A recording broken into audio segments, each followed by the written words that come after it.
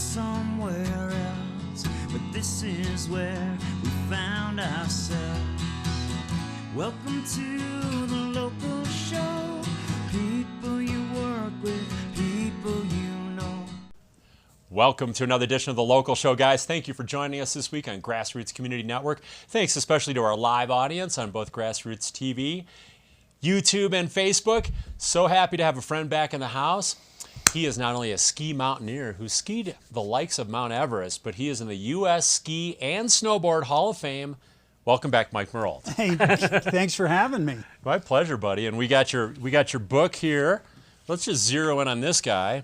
Natural progression. And in fact, progression is one of the favorite words I like to use. Absolutely. As we start into, different aspects of our life or adventures or athletics or business or being an entrepreneur, it's about a progression, right? It's about a progression, just building off of the step before. Exactly. And Yeah. and you want to take all those steps, and we're going to talk about that literally and figuratively. Yeah. All those steps.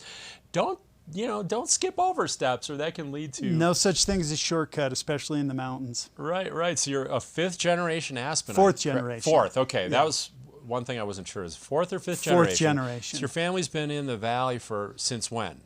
1800. Turn of last century, yeah. Late 1800s. Well, the last century, yeah, 1800s. And you were born back in the 60s then, towards 64, the mid-60s? yeah. Okay, cool. You have a twin brother, Steve Marolt. Steve, yeah.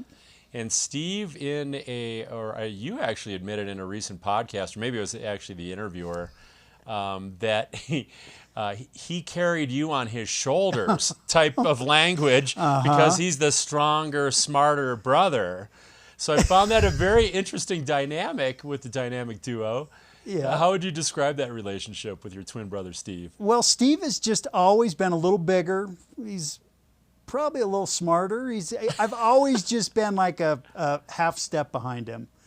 And so I leveraged that to my advantage. Oh. I took advantage of his strength and his intelligence to appear like he was carrying me, but I don't think he could have got to where he got without me. So it was kind of a yin and yang. Well, in bike racing, we like to say you sat on the wheel. I sat on his in wheel. his draft a little bit. That's exactly right. But you both right. help each other out because Oh, you yeah. have attributes, too, that are unique. Yeah, as yeah. a twin.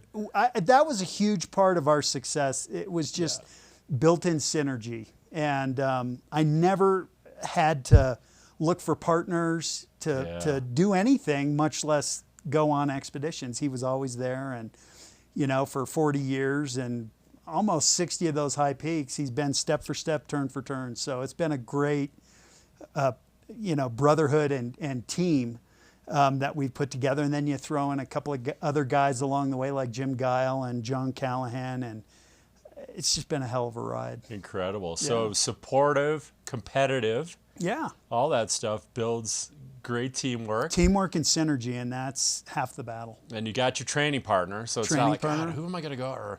Or maybe if you need a little extra motivation that day, right? Like, I don't really feel like going out, but maybe Steve, come on, Mike, let's Absolutely. force you to get out there Yeah. and get out in the great outdoors. Absolutely. Do you have a crazy ski story from when you guys were kids that you went out together? Like, I heard one that we used to ski the shale bluffs, skiing on rock. Yeah, which would be the ultimate use of a rock ski, of course. that was not our brainchild. That was a couple of brothers that used to live here, the Pelletier brothers. Right, Pierre. And we used to go to dryland training, and we were bored one day, and we thought, I wonder if we could ski down shale bluffs. So we tried, and we did. And you did. Yeah, it was fun. A little more friction than regular skiing. A little more friction. Was there some crashing and carnage when you're falling in the rocks? Or did you not guys too stay bad. upright? We stayed up. Yeah, you did a good job of trying not to fall, that's for sure. And you guys would ski later on. I think you were about 12 years old when you started to sample like 4th of July Bowl and some Absolutely. of the skiing up by Independence Pass. Yeah, I remember it was July 3rd in 1976 or something, and Dad said, throw your skis in the back of the station wagon. We're going skiing, and we're just scratching our heads. What? And, it was, he said, yeah, we're going to go up to Independence Pass. And that's the last holdout. It has been traditionally.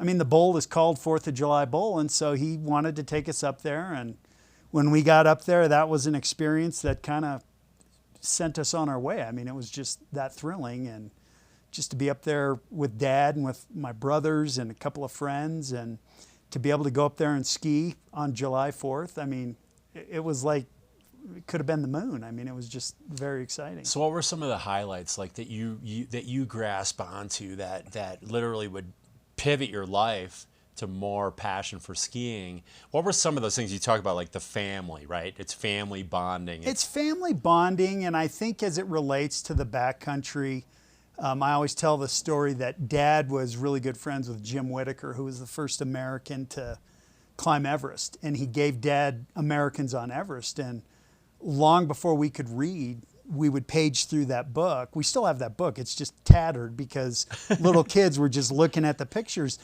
And I remembered the colors, and I remembered the gear, and I just knew from an early age that I wanted to experience that. And so when at age 12, Dad took us up in the middle of summer to the top of Independence Pass to be on the snow, and I'll never forget the color of the sky as the sun was coming up.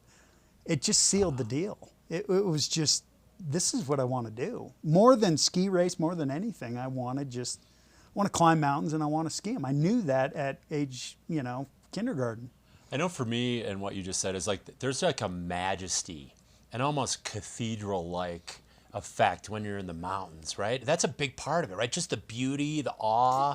The awe, just how insignificant you really are. It really, and I think it's not ironic that when you look over history, I mean, the Greeks, Jesus, I mean, really famous people used to go to the mountains. Right. And I think that the reason why people gravitate towards the mountains is because you are so insignificant. You're probably going to be alone. And you've got these vistas that allow you to contemplate and contrast who you are with how big the world and even the universe is. I mean, that's kind of getting a little esoteric, but it's true. It's true. And, a guy like Moses had an experience too up there. He found 10 pretty good commandments that were, many of our laws are based on, actually. That's right. He had a moment up there. I think a bush lit on fire and from memory. And I mean, I'm a good Catholic boy like you. Yeah, mountains have served as a catalyst for deeper meaning, I guess you'd say. Yeah. So maybe you're just that much closer to the heavens. Maybe. At that point. Maybe. And you're having these, I like to say, when I go back and skin back to Highland Bowl, I'm warming up for heaven. Because, some of the powder days back there, and then we could talk about that whole element of inbounds versus out of bounds. Yeah. But I do want to take a quick break, Mike. We're going to rehydrate. Okay. Get set to talk about high altitude skiing. Okay. As we keep the progression going. There you go. To the next level. I do want to thank our amazing winter underwriters that made this entire series happen since Thanksgiving. We've got the City of Aspen, Aspen Square, Haiti Children, Klug Properties, Red Brick Center for the Arts, where GrassRoots TV is housed here. We've got the White River Overland, Pitkin County Solid Waste Center, and Sundog Athletics. We'll go to our only break of the show, guys. It's just 2 minutes. We're going to be back with Mike Marolt here momentarily, talking about skiing Mount Everest and so much more, so don't go away.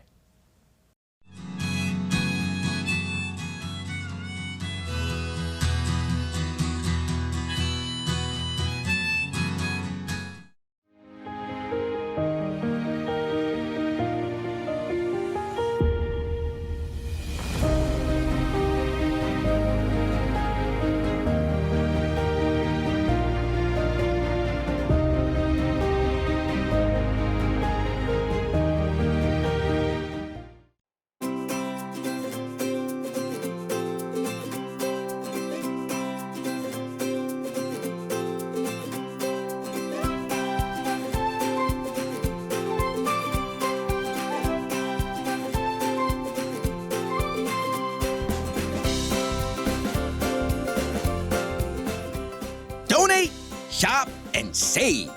The Mother Lode Mercantile, now open at the Pitkin County Landfill.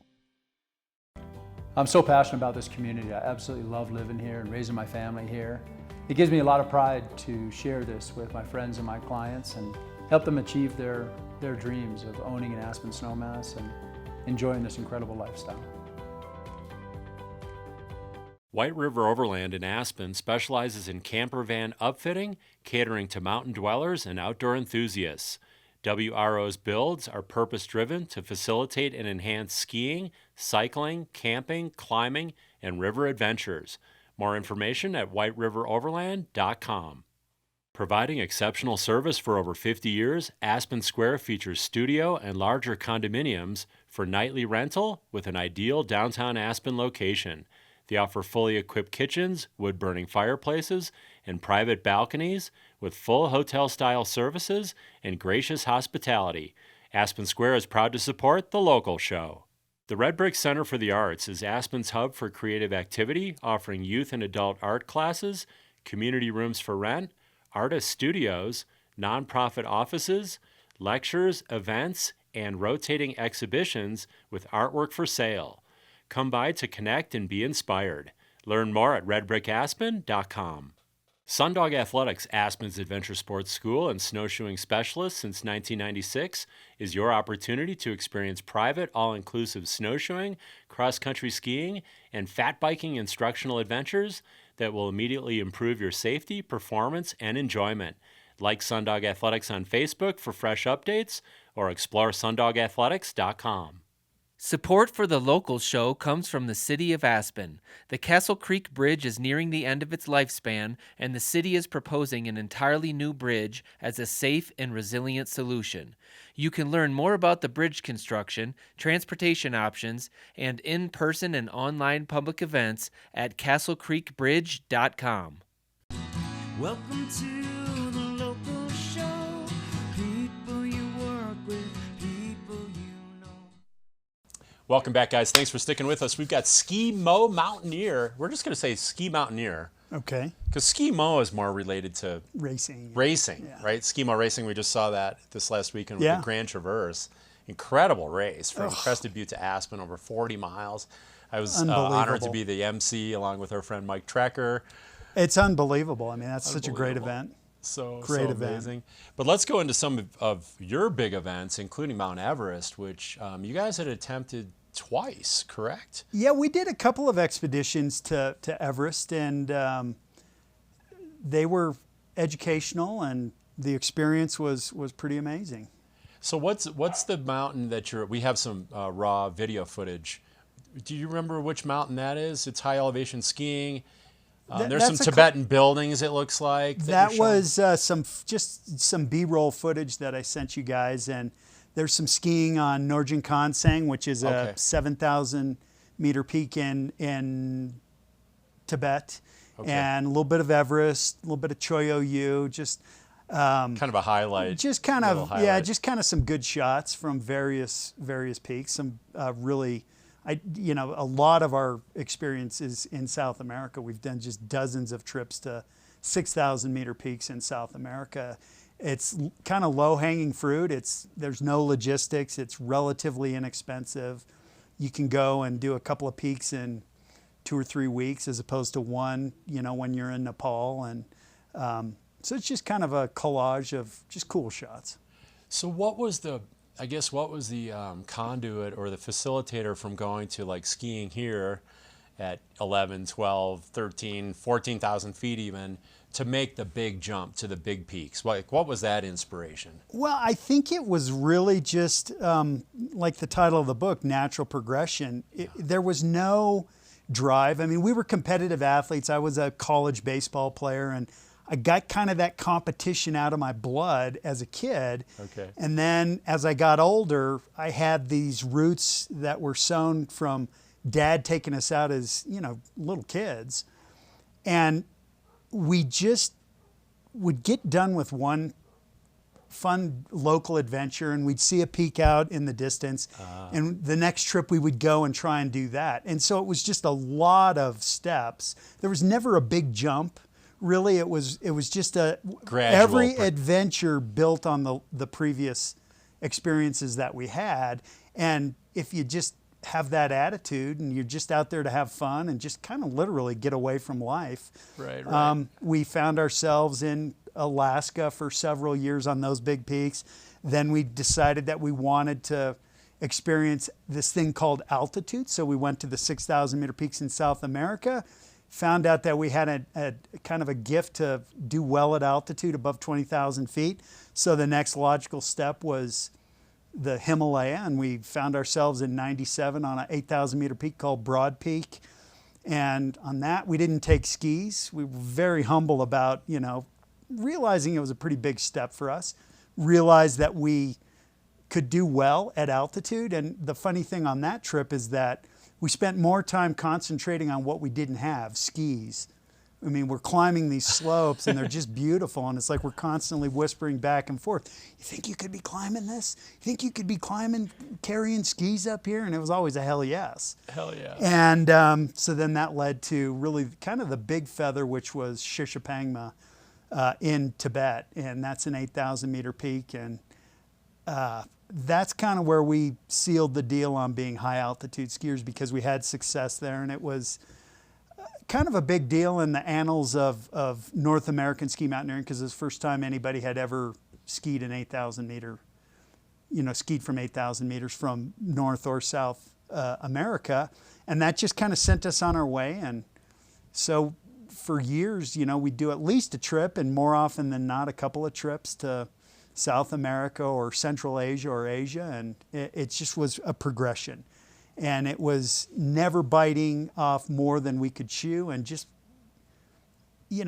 taking the skill set and the abilities that we had and just pushing it just a little bit further each time. Right, taking those incremental steps that are all so educational, right? Every one of those you get so many lessons from. Yeah. And then not only from the experience, but the people you're with, right? I mean, you got a lot of these local buddies like Jim Guile and Callahan and those guys, but then you had an experience like with Ed Viesters and his crew once, and you glean, and we can't go into all these because there's so many of them, but you glean from each one, right? Yeah. And you use those to keep stepping up literally and figuratively to the next level. Yeah, there were never any goals. It was not goal driven. It was just, experience driven.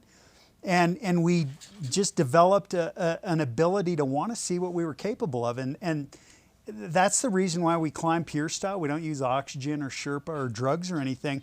We wanted to know. And, it's kind of interesting, because I think that when we got into it, we were close enough to when Messner and Hobler climbed Everest without oxygen, that there were a set of unwritten rules that ski mountaineering and climbing is not a sport, so there's no rule book, there's no referees or anything. But because our careers started so close to when those guys pulled that off, in the world, especially in the European climbing circles, there were unwritten ethics, not really rules, but ethics that you had to adhere to. And the philosophy was, go figure out what you're capable of. And we realized that if we went and we climbed pure style, we would know what we were capable of. And maybe that would include a summit, maybe it wouldn't, but we would at least know. And that was really kind of just wanting to know who we were and what we were capable of was what drove us to take the small steps. But as you go higher too, and I know this just from my Colorado adventures, I haven't been higher than 14.4, whatever Mount Albert is, which I ran up with my other dog Sammy. She actually jured me up. She pulled me up Albert a couple years ago. I don't doubt it. For my celebrate my 60th birthday. Yeah. So I got you by a couple years, buddy. Yeah. But as you go higher, there's more suffering too. I mean, you talk about Everest as like a headache, a splitting headache's like your best day, right? So what is it about, I guess, the reward side, as you look at the pros and cons or the benefits versus the challenges and the suffering, like what's so rewarding as you're up high and you're feeling so poorly with your health and I think you said in the podcast between like a hangover and the flu is like a good day or something? Well, I think that number one, suffering is a skill, and we really learned how to suffer early in our careers in Alaska, because you're 10 pounds so often. Right. And I think that there is an enormous amount of satisfaction in pushing yourself into that suffer zone. I mean, you know it as a bike racer. Yeah. There's something enormously satisfying about pushing yourself to your mental, spiritual, and physical limits. And the more you do it, the better you get at it. Right. And so we accumulated this ability, and we found out that I don't like to say we were tough, we just developed an ability to appreciate suffering as a means of literally entertainment. And we got really good at it. And I don't care if it's suffering or, you know, business or whatever. When you develop the skills and you become, you know, relatively proficient at anything, it's gonna fire you up. And so it was just part of the natural progression of learning how to suffer, and then knowing that we could suffer. I've suffered in that tent in Alaska. I know that this is a little different because it's an altitude suffering, but I know I can do it. And there's, you know, no pain, no gain. As silly as that and cliche as that is, it's a huge part of what drives humans. And the more you've suffered, basically, the more reward you get. You're actually fulfilling your purpose, if you want to go really deep. And we have men of faith, you know, have a God-given purpose. Absolutely. When you're living your God-given purpose, that's when you're the happiest, right? Absolutely. And sometimes you can only get there by pushing yourself. Well, I think that suffering in anything breeds contrast. If you didn't have the suffering, then the vista wouldn't have as much value. I mean, well, let's progress back down to lower elevations around Aspen and Pitkin County, where unfortunately we lead the nation in ski-related avalanche death, or used to. I don't know if that's changed, but we've got a challenge here. We've got obviously easy access, especially off the ski areas. You see a lot of activity back on Richmond Ridge, off Highland Bowl, obviously, whether it's Five Fingers, Maroon Bowl. We've got a lot of people that are really into doing this stuff, as well as the visitors who come here. So you've got this kind of a convergence of access, interest, growing interest in the sport of backcountry skiing.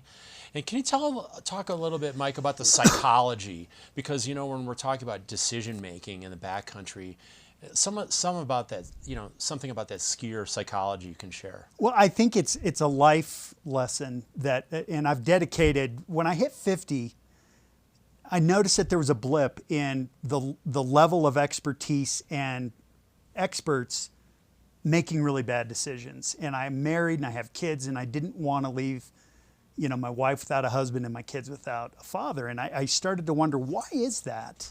What's going on? I mean, these really experienced people are making really bad decisions. So I started to study it, and there's a lot to unpack with the discussion. But my journey led me into the brain science of it. And fundamentally, human beings through evolution are designed to survive. That's the whole fight or flight thing.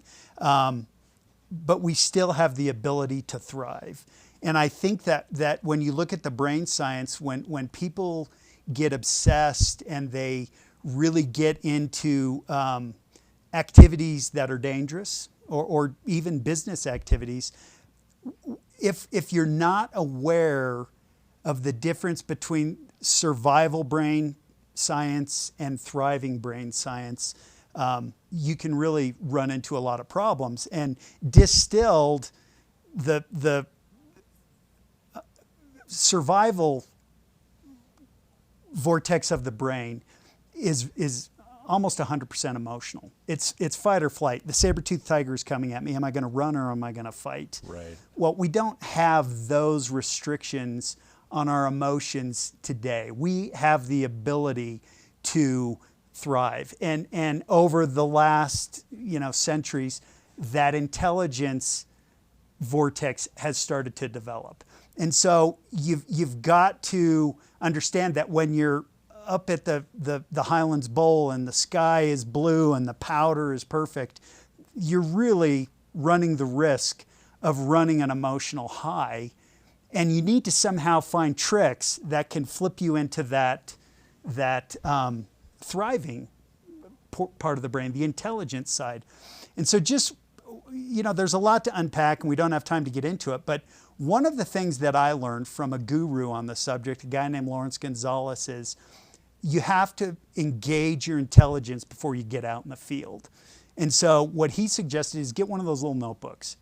Using your intelligence, write down the game plan. You have to engage your brain intelligently to write that down. So you're thinking, you're using your intelligence. There's no emotion in writing out a game plan. Put it in your pocket. We're gonna probably have to wrap on that thought, buddy. Oh. But where can people go to find out more? People can go to skiingeverest.net. They can email me, marolt@roff.net. But it's a pretty heavy topic that is very important. And the bottom line is you got to find tricks that will get you to click from emotions to intelligence. Right, and right. writing that down and just carrying it. All you got to do is just touch it. And because you started out with intelligence to write that down, your brain will automatically transfer over into the intelligence side. And Like it. I've used that in my late career, and it's astonishing how well it works and how many times I've turned around because of that. Did you have fun on the show today, buddy? I did, thank you. Sorry, it goes so fast. We'll Oh, have to it have goes you so back on fast. so we can go in depth. But I baked you some cookies, my friend. 'Cause I know that's pretty much 80% of why you wanted to come on. So. That's the only reason. 100%. Thank you, Mike Marolt. Thank you guys for watching this week on The Local Show.